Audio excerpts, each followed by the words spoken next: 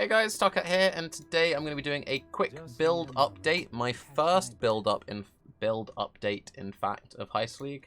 I've been kind of busy reacting to everything that's been going on with the league mechanic, and it's been a bit of a mad one, and it's really got in the way of me just making build content. So I've literally only just hit level 90. I've spent a lot of time just spamming heists, and heists don't really give any XP. So I'm playing Fire Trap. I started off on Lightning Trap. But I ended up stopping to Fire Trap because I thought, well, I'm only doing Heist, and Heist is all indoor-only layouts. So let's just go for the one which does more damage, even though the AoE is worse. But then they've reworked Heist so many times, I'm now finding myself mostly mapping. So I should probably go back to using Lightning Trap, but oh well. Another particularly... Go away, you detonate bastard. Oh, God. Hardcore flashbacks. Go away. Screw Tormented Martyrs. Okay. Another really cool thing about doing Fire Trap this league is Void Sphere with Flamethrower Trap is really fun. It's a really fun little combo. And that alone kind of makes the build worth playing. So my gear is oddly good, but oddly bad, considering that I'm playing SSF. My weapons are both trash. I've got terrible weapons. I'm only on a 5-link. But defensively, my gear is actually pretty lit. So you'd be like, but Tarke, you've only got like 5.3k life at level 90. Like, come on, your defenses must be pretty terrible. So I've had 3 Kintsugis in 5 days. I've got 2 5-link ones, and I'm just like throwing Fuse into my second one, trying to go for the 6-link. I've been pretty lucky with Incursion Jewelry. I've got some like near perfect at 0 steps. I got pretty lucky with some lab enchants. So now it's just a case of get some levels, get life nodes, because I literally just got all of my damage nodes, and now it's just 5% life for now until forever. I'm also maybe going to mess around with some Cluster Jewel stuff if and when I can get hold of them, and that's all stuff I will cover once we finish this map. But I figured I would do a little bit of quick gameplay. We're only in low reds, like we literally just started reds, so I know it's not the most pressing of thing, but it turns out if you never do maps and all you do is spam level 67 Heist off the vendor, you don't actually progress your Atlas very well. That's actually been one of the good things of the most recent Heist changes being a little bit messy, is it's actually forced me to interact with mapping. So I'm beginning to actually, you know, get watchstones and all that other stuff. So yeah, so let's quickly finish up this map, and then we will talk about the build. And if you're waiting to hear more of my Heist thoughts, don't worry, we have a whole bunch more to come. And also it's worth noting that this Sunday coming, we've got a Bay class, which will be very spicy. And I'll leave a timer to that down below. So, while we wait to finish up this map, the question I always get, why play traps when you can play mines? The answer being, because you want to play traps. It's kind of like saying, why play totems when you can play brands? They're similar, they have some similarities, but they're not really that similar. Mines and traps generally played as Saboteur. They take a lot of the same nodes on the tree because they share a lot of nodes. The playstyle is completely differently. Traps are generally much smoother. Mines do more damage. If you prefer the smoothness of one, great. A lot of people love the playstyle of mines, cannot stand traps, and vice versa. So with traps, you throw the trap. When an enemy stands near it, it explodes. There is 2 delays with traps. There's the time it takes for the trap to throw, and there's a very brief, like, arming delay. But the advantage is it doesn't hurt your hand at all. Whereas when you play mines, you go throw, throw, throw, throw, throw, throw, throw, throw, throw, throw, detonate, and then they go. But yeah, you don't have less aggro with traps. But yes, so let's get into the skill tree. Let's get into the gearing. I'll talk about links and all this other stuff. Another quite fun thing about traps, this is both a positive and a negative. There are some very good trap skills: Fire Trap, Explosive Trap, Lightning Trap, and Ice Trap. They're all perfectly viable, and you can play them with basically identical trees. And there are basically 2 trees you'll see. There's a tree which does something kind of like this, where you get Acro, Phase, Acro, and Wind Dancer. You then do one of 2 things. You either go to Sun Life through the top, or you go to Sun Life through the bottom. The reason why I routed this way instead of this way, I tried out Arrow Dancing for a bit. Doesn't feel good, but it's there. The other way a lot of people play it is they basically take this bit, and then they go across this way. And some of them go Mind Over Matter, some people do EB, or they generally just go to life. So a couple of leagues ago, my trap tree used to be this, and then I would come across, grab the crit, and I'd actually come all the way down to Marauder Life, and I'd get Marauder Life and Sarn Life. So why am I now recommending people do the whole acro, phase acro, wind dancer thing? It's particularly good for this league mechanic. Saboteur is actually amazing for heist, and I probably should just open with this in the video. This is an amazing heisting build. So the scariest thing about heist are the doorways. You can just stand back, throw, and as soon as the doors open, you instantly kill everything. You're completely safe. You can also throw flamethrower traps, a void sphere, hide around the corner. Everything gets sucked in. It's like incredibly safe. I should have opened this video with a heist demonstration rather than a map demonstration. Now I think about it, but oh well. So yes, very good for that. Also, blind. You've got the AoE blind aura, which is always active. Heist is primarily melee enemies. That's another reason why arrow dancing didn't feel very good. With the blind aura, acrobatics, wind dancer, and kintsugi, I basically never get hit, and the blind aura also stops interrupts on my rogues, which is particularly strong with the old system, but even now you don't want your rogues to get interrupted. It's a very safe heisting build. Now, you're like, but it's got only 5.3k life Tarke. Well, kintsugi's got the less damage taken if you have not been hit recently. Wind Dancer's got the less damage taken if you've not been hit recently, and Born in Shadows has got the less damage taken from blinded enemies. You could also use Fortify on top of this. I just don't like using Shield Charge or Whirling Blades. I'm just happy using Dash, so that's why, you know, my skills look like that. So I don't bother with that stuff. But yeah, so that's basically the trio I'd recommend. For leveling, root through the damage, come across. Don't go crit, go Ellie Focus, Saboteur, grab Blood Siphon, come across to here. If you're playing an AoE trap, take these two nodes because they're damaging AoE. Extra use munitions, come across. If you're using Flamethrower Trap, take Hasty Reconstruction. If you're not using Flamethrower Trap, don't bother using it. If you're playing Lightning Trap and you're using Lightning Spire, I don't think Lightning Spire is worth it. I've tried it. I generally find I'm better off just running different links and just throwing more Lightning Traps. I don't think Lightning Spire is that good after they've nerfed it so many times. So I would only take Hasty Reconstruction if you're playing with Flamethrower Trap. Come down, grab Clever Construction, grab High Explosives, root through this, skip the crit, grab the life.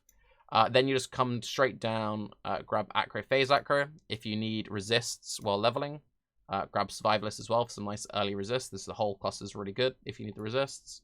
Come across, grab Master Sapper. Once you've gotten that, you can then grab Revenge of the Hunted. You can then come down to Herbalism, skeet across, Wind Dancer, grab life. And with that package, you're tanky enough to basically ignore everything. At that point, just root through, grab all the life, and then once you're kind of in early maps, whenever you feel like you start to need damage, spec out some of the life, and then start speccing into the crit stuff. And it's really easy, really pleasant to level with. You get Explosive Trap at level 2, so use Explosive Trap all the way to level 12. If you're playing Lightning Trap, pick up Lightning Trap, use the Pierce Support Gem. Also, if you're playing Lightning Trap, these nodes here, cut them, instead spend them here, grab Piercing Shots, and you know, have 3 Pierce. You then drop the Pierce Support Gem. Feels good, man. Let's talk about gear, what I would like to have, and all this other stuff. So I'm currently dual wielding 2 okay-ish daggers. This has got some fire damage to spells, some crit chance of spells, and crafted spell damage. And this one has got some spell damage, tiny bit of cold damage to spells, non-chaos is extra chaos, and some crafted spell crit. This is actually like a pretty decent dagger for SSF. I'm eventually going to be going for a bow. I'm going to want to use a global multi-implicit bow. I will craft it with essences. One of the essences gives spell damage. I believe it's Essence of Woe. There you go. Yeah, 200 weapons give spell damage. So you throw these into a bow and you want to hit spell damage and +1 to level of Socketed Gems. You then want to put the Catacraft of +2 support gems on it. And then you have a +3 bow with spell damage. The reason why you want to use a bow over, say, a staff, for example, is you then get to use a quiver. You can use if you're Explosive Trap, use Signal Fire for a bunch of extra Fizz's Fire. If you're Fire Trap, Lightning Trap, or Ice Trap, you want to use a crit chance implicit quiver. And then you can get like up to 100 life, more crit chance, more crit multi, and a bunch of extra resists. It's basically just a tankier option than a bow, and the damage is really good on it. The other great thing about going for a bow for Fire Trap, Flamethrower Trap, is it then means I get to run a 6-link Fire Trap in my bow and a 6-link Flamethrower Trap in my chest. which I'm really looking forward to. Otherwise, you basically just want life, as much life as possible, and then resists. My helm's nothing special, it's just a little bit of life, a little bit of resist. I don't need the dex. I'd rather have strength. You do need some strength on gear. Here, you would ideally have multi-life and then influenced like plus level of socketed gems for whichever element you're using. But for now, this is very good. This is a temple life % life with multi, so very happy with that. This, again, I was very lucky with. Has a good chunk of strength on there. Has the life % life. Has a mana. And then I've crafted some just flat damage. Just the best I have available on SSF. And then, again, here, very lucky with this one. Very high life. Mana regen to resist. Then open pre for crafted. Very, very good. Again, my zero step. Important thing with traps. Traps do not count as you. So if the trap hits the enemy, the trap hits, not you. If the trap crits, the trap crits, not you. If the trap kills, the trap kills, not you. The top 3 enchants you want on boots are either adds 1 to 160 lightning damage if you haven't killed recently, elemental pen if you haven't killed recently, or 120% crit chance if you haven't crit recently. Get a decent pair of boots and just spam Uber Lab until you hit one of those 3. Once you've got one of those 3, great, you're done. You can use essences to get trap throwing speed. Which one is it? It is...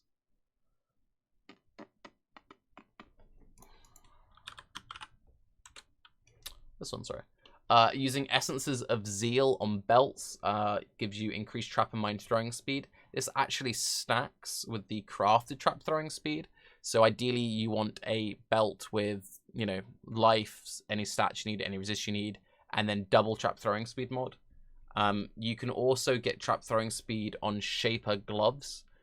You can get Shaper gloves, gives the support gem advanced traps, and there's 2 different versions. One gives trap damage, the other gives up to 20% trap throwing speed. That's ideally the one you'd want.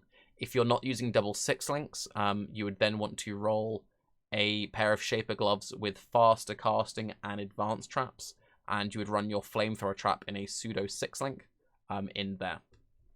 But otherwise, just life resists, get damage where you can get damage. And now let's talk about the gems that I'm using in my build. So for links, fire trap, cluster trap, these are the 2 most important links. I'm then using combustion, inspiration. Inspiration works with traps. A lot of people think it doesn't work with traps because it says supports any skills, minions, totems, traps, and mines cannot gain inspiration charges.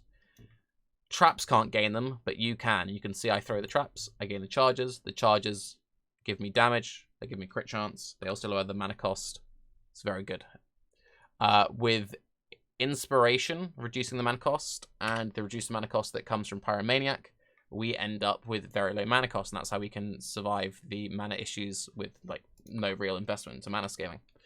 5th link would be Fire Pen. Your 6th link would be either Trap and Mine damage support or charge traps. I'm not a big fan of Trap and Mine damage support because it reduces trap throwing speed. Reducing trap throwing speed feels really bad. If you wanted to play with Lightning Trap, your links would be Lightning Trap, Cluster Trap, Lightning Penetration, Added Lightning, Inspiration, then same deal there. If you're using Ice Trap, it'd be the same deal. It'd be Ice Trap, Cluster Trap, Cold Penetration, Added Cold, I know, crazy, right? Inspiration, and then either Trap and Mine or Charged. You get the idea. You just swap it around based on the elements you're doing. It's pretty straightforward. Only use Flamethrower Trap if you're playing either Fire Trap or Explosive Trap. In a 4 link, you want to use Flamethrower Trap, Fire Pen, Elemental Focus, Trap and Mine damage. And then for further links, you could add in stuff like Control Destruction, you could add in stuff like Inspiration, Advanced Traps. Faster casting makes the flames rotate faster, which isn't technically a DPS increase, but it is technically a DPS increase. So in theory, in a boss, you throw it directly on top of them. So the boss is in the middle of the flames. Therefore, they're being hit like on every rotation. However, if the boss moves to here, they're only being hit when it spins around. Faster casting and just casting in general makes it rotate faster. So the more cast speed you have, the more damage flamethrower trap will do realistically, unless the boss is completely stationary and only stands in the middle. Same deal with advanced traps giving increased skill effect duration. The longer the thing lasts, the more damage it will deal over its duration. So that's that. This is my utility setup. This can be a few different things. I'm really liking Void Sphere. Self-cast, and I'm doing Void Sphere, Second Wind, Enduring Cry, Urgent Orders. That just gives me some uh-oh emergency sustain. If you don't like having to manually cast the stuff, I would instead recommend running a level 1 cast and damage taken, Void Sphere, and then you could have like a defensive curse, like a Wave of Conviction in there. I haven't got trigger weapons, so I'm not automating curses, Wave of Convictions, and Void Spheres. If I had trigger weapons, that's how I would do it. Increased duration, Valgrace, Bear Trap. Bear Trap gives 15% increased damage taken, which is 50% more multiplier. You want to use that. Basically, I just only throw it at bosses. Dread Banner, Summon Skitterbots, Clarity. With a level 20 Clarity, even on a 6 sync, I can spam traps, no worries. And the only real mana investment I have is I've got one good mana regen roll here, and I've got a tiny bit of flat mana there. You can just mess around with your auras depending on what you have. Skitterbots is very strong because it gives me more trap and mine damage. It also shocks and chills nearby enemies. And Dread Banner was just, I needed something to use up a little bit of extra reservation. You could instead use Vitality. Ideally, if I had enough mana, I would run a level 20 Vitality and a level 20 Clarity, but I don't right now. This just gives me more evasion, which is nice defense. Up here, I've got my Dash, Arcane Surge, Second Wind, Steel Skin. I'm using an alternate quality Steel Skin, which gives increased amount of damage taken. Doesn't really matter, you could just use normal Steel Skin. And that's basically it. That's basically the entire character. Make sure you have Steel Skin bound on left click. That way it just triggers automatically. Also automatically triggers your Arcane Surge. Dash around. Arcane Surge gives you damage. Gives you damage. Throw, throw, throw. If there's a boss, throw, throw, throw. If there's anything scary, drop one of these. Synergy happens. Fun build. If you need to heal, press that. If you don't want to take damage, press the Valgrace. Super simple, very easy to play build. Would highly recommend it. Very good for the lead mechanic. Once I've gotten more gear, once I've got more levels, I will do a more fleshed out proper build guide. But this is just a build update. I'm Tarke. How's your league starter or your reroll going? Have a good day. Bye-bye.